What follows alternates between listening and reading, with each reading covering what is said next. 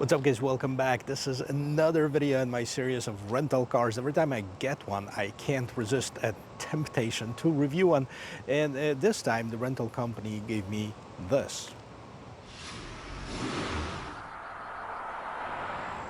And by this, I'm meaning the 2024 Jeep Wrangler. Now, this particular one is the Sport S model, and I was able to contact a local dealership here to get me a complete build sheet, and I'm going to post all of the equipment in the description of this video because it does have some added options to it. Now, you can see that it is a 2024 model year because it has been changed from 2023. You can easily see that in this front grille. So the grille, technically it is smaller, right? But it is just as open as the previous generation. If you look closer, you can see that it's wide open. It allows the same amount of air to go through that. Now this one doesn't have the LED lights, so it just have the regular reflector lights. It has the higher flares, fender flares, with the turn signals that are built in them and the fog lamps right there. Now this is a plastic bumper, nothing too fancy about it. It's got some metal recovery hooks, and let's check out what we have underneath the hood. As far as the engine choices, the Jeep Wrangler can be outfitted with either the 2-liter 4-cylinder turbocharged engine, which I have right in this model. That's only available with the 8-speed automatic transmission. Total output 270 horsepower, 295 foot-pounds of torque. You can also have a V6, 3.6-liter V6 Pentastar engine. That's available with either 6-speed manual gearbox or an 8-speed automatic. There's also a hybrid version, which is the 4xe, and the performance versions. I covered both of them in separate videos. And as we go around the corner of this 2024 Jeep Wrangler, you can see this iconic super square shape of it. Now, this particular one is part of the JL series that started in the mid-2018s and it got released for 2019 model year. So if you look at the wheels, the Sport S comes with 17-inch gray wheels, pretty nice, 245/75 on 17. This is the size of the tire. We have the fender flares that are blacked out, and they're the lower fender flares. If you go for the Rubicon or Willys, you get the higher Rubicon fender flares. Now, this indent right here is what differentiates the JL from the JK. One of the things, at least. It's trail rated, of course, with the Jeep Wrangler logo on the side. And of course, the doors and the top can be removed. This one has the optional hardtop, 3-piece hardtop, and we do have the keyless entry system. It is equipped with the proximity key. This is the tough looking key, Jeep key. We have the lock unlock, twice to start it, panic button, and if the batteries run out, we can also open up the switch plate and get inside of this vehicle. Let's take a look at the back and let's see what's going on here. Spare tire, of course, on the outside of the vehicle. Regular bumper. We have a pretty good ground clearance on this one. You also have the recovery hook in the back. Regular taillights. This is not LED. Let's see what's going on in the cargo. Make sure you open up the gate before you open up the hatch. And this is what we have. Quite a bit of cargo room comparing to my 2-door Jeep Wrangler. This is like 3 times as much. What's going on underneath here? A little bit more storage. And that's where you can also store the hinges for the roof and the windshield and the doors right inside of these holes right here. 12-volt power outlet. And the seats can be folded down. You can see, is it 60/40? That looks like 80/20 basically. The seats can be folded down if you need that extra space. And the pretty cool feature that you see on the gate, just in case you don't know what model it is, you can see that this is part of the JL series, and there has the dimensions, you know, as far as the wheelbase, the overall length of the vehicle. We have the 4 doors, so the overall length is 188.2 to 192.5. I guess it depends on the model you choose from. The water fording is at 30 inches to 34 inches at 5 miles per hour. And then you have the track at 64.4, and the overall width of the vehicle 73.9 to 79.3. It is made in the United States, built in Toledo, Ohio since 1941. And before I get inside and check out the space inside, let's take a look at this rear door panel. Hard plastic, hard plastic, hard plastic. That's to be expected. I mean, they're saving on the weight of this vehicle. The only semi-soft feature right here is this armrest. We also have this netting for that extra storage. And as far as the seats, we have the cloth seats. No middle armrest with cup holders like you see at many other models. That's how you fold down the seats. Boom. flat, almost flat, which is a really nice feature in case you need to transport something bigger. You do have 3 headrests. As you can see, they can be folded down in case you need that better visibility. Right in the middle, you have your own vents. You also have the power window controls, and down at the bottom you see 2 large cup holders.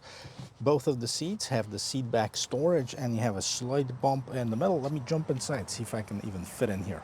Right here in the back, I don't have any issues with the headroom, no issues with shoulder room. Let's check out the knee room. And that's where it gets a little bit tight. As you can see, I'm touching the back of the seat with my knees. I'm almost 6 feet tall. This front seat is adjusted to my regular driving position. And while I know what the outcome is going to be, let's listen to the sound of the closing door. Okay, it's a Jeep, right? The doors are light because a lot of times you remove them just to have some fun with your Jeep and be naked. And then let's see what we have on the front door panel. So you have the mirror controls on the door panel itself, lock and door handle, a little bit more storage down here. Everything still here is plasticky, but the window controls are actually inside of the vehicle. I'll show you that in a minute. Before I get inside of the vehicle, I want to show you what's going on the left hand side of the steering wheel, and that's basically your light control and your dimmer. Down here you have this pretty cool graphics that you can see the Jeep Gladiator and the Jeep Wrangler just kind of going in separate directions. I wonder if that's really what's going to happen. As far as the seats, again, we have the cloth fabric on the seats, pretty basic. We have the manual adjustments. I want to mention that too, that for the first time ever we have power seats on the higher trims of Jeep Wrangler for 2024, but the Sport S is not one of those trims. Let me jump inside and I'll show you the rest of this interior. And here's the interior of this 2024 Jeep Wrangler Sport S. Let's take a look at this. I actually like this fabric that's in between, kind of breaks up this big dashboard. We have the round vents on the side. We have the handle to help you get inside of the vehicle. And of course, we have the oak handle when you're doing some trail riding. Also, what's right here, we have speakers, and then right in the corner here, you have this little Easter egg. You can see this Jeep Wrangler actually climbing up the mountain off the glass. This, by the way, is the Corning Gorilla Glass, which a lot of people have different opinions about it. Some people say it's great because it's more durable. Some people say it sucks and it's just about the same as everything else like the regular one. So as far as the steering wheel, we have a large steering wheel. We have a bunch of buttons on it. This controls what's going on in the middle of the instrument cluster. On the right hand side, we have the cruise control. We do have the adaptive cruise control in the Sport S, and a Jeep logo right in the middle. The steering wheel is nicely wrapped with leather. It has some contrast stitching right inside of here. And as far as the instrument cluster, you can see on the right hand side speedometer, left hand side tachometer. Also in the middle we have this digital display, and right in the corners there you have the fuel gauge and the temperature gauge. In the middle, let's see what's going on.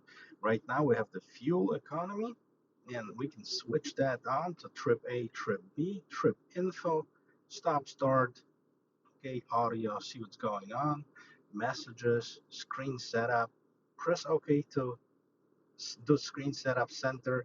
Let's see what we want to display in the center, manual speedometer or non-compass. Let's do compass right here. That's fine, setting saved. You can see this vehicle is almost brand new. It's got 2,341 miles. I probably put about 300 miles on it, and we are in park as it indicates up on top. And since I put a compass on it, that shows that we're facing north, 75 degrees outside. It's a beautiful day here in Charleston today. Now let's take a look at this instrument, or the infotainment system I should say, because this is new for 2024. Even the base trim gets it, which is huge. It's a biggest difference. We had the 5 and 7 or 8 inch screens were really tiny, not much to it. Now you had the home system and media. You can see what's playing. You can have the Sirius XM media that's playing through your phone basically, or you have the FM, AM, Android Auto. It is connected to my phone right now. As you can see, it's a bright display as far as the vehicle pages. You can see the rear view camera. Let's take a look at this. You have the active trajectory lines. The camera is nice. It's really vivid colors right here. You can turn this off. Jeep on the other side. I guess if you have the 360, maybe on the higher trims or the trail camera, you can have a slightly different view. Down here at the bottom, you also have your own vans, but let's see what else is going on. Let's turn this off. So as far as the dashboard, we can turn on the off-road pages. That's pretty cool, right? So you have the vehicle dynamics right now. The steering angle, as I move the steering wheel, as you can see, that's changes. Transfer case is unlocked. Accessory gauges, push this right here, and that gives you the inside view of the coolant temperature, oil pressure, trans temperature, battery voltage, and of course we have the pitch and roll. Right here at the bottom, you have the longitude, latitude, and the altitude, which for some reason says, oh, it's negative. No, it's not. It's just a dash 101 feet over sea level. Pretty cool features. And as far as the apps, you can see the AM radio is part of the apps, right? So it's I don't think it's enabled at the start of the vehicle. But anyways, Android Auto, audio settings, auxiliary cable, Bluetooth device manager. Oh, accidentally put comfort in it, but that's what I was going to show you anyways. So automatic climate control. Actually, it's not automatic climate control because it doesn't set the temperature. You can only see that it's going warmer or cooler, and then you can change the different vents that the air is coming out of. And of course, you have the fan speed down here at the bottom, air recirculating button. You also have the hard buttons for all of that. But let's go back to the apps because I haven't showed you everything. So comfort, phone, Android Auto, device manager, vehicle, audio settings, controls, off-road pages, settings, etc. So this is the Uconnect 5, which is the newest Uconnect that you get on all the Chrysler Jeep models. I actually like this system. I think it's one of the best in its class. And let's scroll down here. Let's see what's going on. So now you have the hard buttons. This is the volume button, the volume control, power button. Then you have the front window defogger, rear window defroster. You have the fan button, tune, browse, etc. Mute. Turn off that engine start stop feature. Turn off that traction control. You have the crawl mode, or you can turn off the screen right here. Now it's off completely. This is where you control your windows because if you take the doors off, you don't want to actually take the controls with it. Now 12-volt power adapter. This is your media center, so you can see you'll see the USB Type A, USB Type C, auxiliary output. And of course, you have the regular Jeep shifter right here with this little willies on top. And here's your transfer case, too high, too low, neutral, 4L. Now this one has the command track part-time four-wheel drive system. And right here you have the cup holders, regular parking brake, and a little bit more storage down here with the extra USB Type A port, regular mirrors. And of course, part of this three-piece hardtop is that these two panels can be easily taken off, removed, for the open air access. Right here we have the illuminated, here's LEDs, fancy, right? The illuminated mirror. And this is it. This is the interior of this 2024 Jeep Wrangler. Let's take it for a spin. And before we take it for a quick spin, let's take a look at the Jeep's website and let's see what other trim levels are available. We're going to be talking about the four doors. So Sport is the base trim level, and the four door starts at $36,595. Sport S, which I'm sitting in right now, $40,690, Willys $44,590, Rubicon $51,890, Sahara $49,790, Rubicon X, the Extreme package. Well, actually, it doesn't have the Extreme package. You can add that, $61,295, and the Rubicon 392, the fire-breathing V8 Jeep, $92,140. I've actually done several of those Jeep Wranglers. If you want to take a look at the different models, I've done the Sahara and the brand new body style. I've also done the Rubicon 4xe, Rubicon X, so you can take a look at that. And I've done a base two-door version in last year's model, and I'm going to be doing the Willys pretty soon because to me that would be the sweet spot, and it's going to give you a lot of off-roading options that are coming standard. You can also upgrade it with the Extreme package with the 35-inch wheels, and those are all going to be covered with the warranty. Now let's talk about this for a second. A lot of people, when they're buying Jeep Wranglers, yes, some people are going to leave it like this and they're going to drive it forever, but a lot of people are going to start upgrading them. So the Sport or Sport S trims could be the perfect canvas for those. Now the Sport starts at 36,000 and some change, right? But it comes with the manual windows, manual door locks. It doesn't have as many of the safety features as this one has. Doesn't have the adaptive cruise control, which I think are the creature comforts that I would pick if I was choosing my Jeep. Now, as far as the upgrades, you can definitely put your own wheels, tires on it, upgrade the suspension, the lift. The possibilities are almost endless. There's so many different accessories, there's so many different upgrades for the Jeep Wrangler, probably the most out of any vehicles that is in production right now. So you can truly make it your own, whether you want just a leveling kit, a 2-inch lift, 4-inch lift, 6-inch lift. You can go to 40-inch tires. I've seen those. Kind of look, strange with those, but to each their own, right? I'm not judging. So if you were to go with the Rubicon trim or the Rubicon X, which has some amazing technology. It has the upgraded suspension. It has better towing capability. It has the locking diffs. It has the sway bar disconnects, etc. And you're going to try upgrading that. You're going to be wasting your money, basically, because you're going to be spending $50,000, which is about $10,000 in this one, on something that you're going to upgrade anyways. So if you are looking to upgrade your Jeep, my thing is go with something like this, the Sport or the Sport S model, depending on whether you like the Power Windows, Power Deluxe, and make it your own. Use that $10,000. For $10,000, you can do so many upgrades. You can definitely do the wheels and suspension, and you can maybe even put in the new axle, although that would be kind of tough because the Rubicon X or the Rubicon X come with the more heavy duty axles, for off-roading. That's basically what those vehicles are made for. Well, without further ado, let's take it for a quick spin. And I've been driving this Jeep for about 4 days now. Let's take a look. As far as the turning radius, it is not the best. See, I'm at the end of it, right? I hit the curb. Good thing it's a Jeep Wrangler, so it can go over it, but hey, I'm in the hotel. I don't want them to get me out of the hotel and say, hey, you're destroying the property, so we're not going to do that. But the turning radius is okay, but it's not the greatest. That's, of course, the body on frame design. So I've been driving this Jeep Wrangler for the last 4 days. I put about 350 miles on it. And for those of you who don't know it, I own a 2010 Jeep Wrangler 2-door JK, which I've done some modifications to it. I have, big wheels, 35-inch tires. I have 2.5-inch lift. I've updated the suspension on it and, stuff like this. And that one drives really bouncy. So in comparison, this one drives like a dream.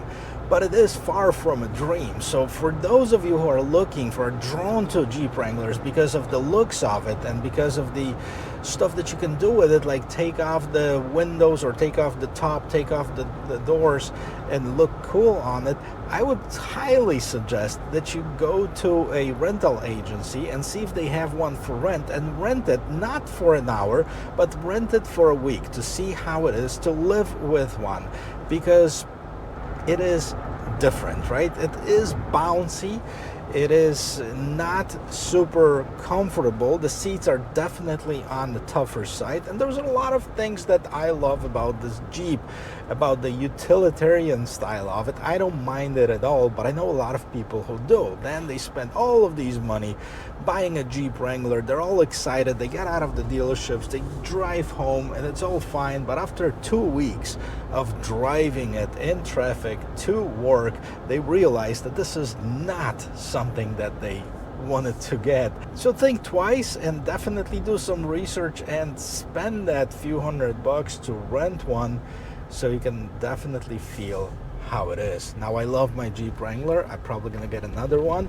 It's definitely going to be between the Wrangler and the Bronco, which, yeah, I know there's some people that are leaning very strongly towards one or the other. To me, they're both great off-road vehicles.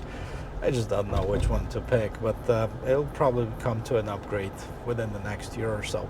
So with all of that said, the 2-liter engine, I think it's capable. Even, I hit it from rolling, it goes. There's no need to really do 0 to 60 acceleration. It has plenty of power to merge you in traffic. It's definitely not going to win any races on tracks or anything like this, but it is substantial for everyday driving. But I think I'm gonna be tempted right here. Since I'm on the red light, I wanna do some stop and go acceleration here. And here we go. And there you go, guys. 50 miles per hour like this, no issues. Definitely this engine's got enough power to get it moving, to get it going. You know, and it's, to me, it's not uncomfortable, but I know people who say otherwise, including my wife. So guys, this was a quick review of my rental vehicle. I hope you liked it. I hope you learned one or two things. And if you did, don't forget to check out the rest of my channel. There are other Jeep videos on it. So if you like watching stuff like this, subscribe to the channel, give me a like, and turn on that bell notification ring bell. And I'll see you in my next video. Cheers.